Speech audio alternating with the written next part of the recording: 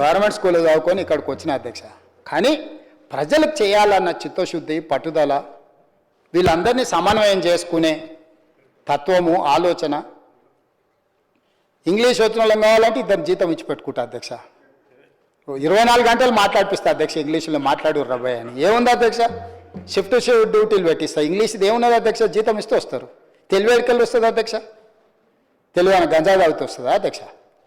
తెలివి అనేది పుట్టుకతోనే ఉండాలి. పోరాట పటిమ అనేది రక్తంలో ఉండాలి. ఈ ప్రాంతానికి సేవ చేయాలని చిత్తశుద్ధి ఉండాలి. ఇవన్నీ నాకున్నాయి అధ్యక్ష. అందుకే ఈరోజు చర్చ చేద్దాం రాండి అన్న. పెద్ద ఆయన రాకపోతే రెండో ఆయన వస్తాడు అనుకున్నా. రెండో ఆయన లేడు, మూడో ఆయన లేదు. తీసేసిన తహసీల్దార్ కూడా లేడు అధ్యక్ష. లేడుగో అట్లా ఖాళీగా ఉంది.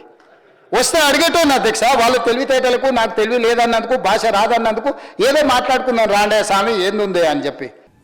రేవంత్ రెడ్డి గారికి నేను చెప్తా ఉన్నా, నీకు ఒక భాషలో వచ్చేమో తిట్లు, మాకు 3-4 భాషల్లో వచ్చు. తిట్టాలనుకుంటే మీ తాత జేజమ్మలు దిమ్మె తిరిగేలాగా తిట్టే శక్తి మాకుంది. కానీ ఇంత నికృష్టంగా, ఇంత అల్పంగా, ఇంత దారుణంగా మీరు ఏదైతే వ్యవహారం చేస్తున్నారో, ఇది ఎందుకు చేస్తున్నారో మాకు తెలుసు. ఎందుకంటే మీ అజ్ఞానాన్ని కప్పిపుచ్చుకోవడానికి. నీకు ఐఐటికి IIITకి అంతరం తెలియదు. ఐఐటికి IIITకి అంతరమే తెలియదు నీకు. నీకు బచావత్కు బ్రజేష్ కుమార్ ట్రిబ్యునల్కు తేడా తెలియదు. నీకు అసలు కృష్ణా బేసిన్ ఏందో, గోదావరి బేసిన్ ఏందో తెలియదు. నీకు అసలు తెలంగాణకి ఏం కావాలో తెలియదు.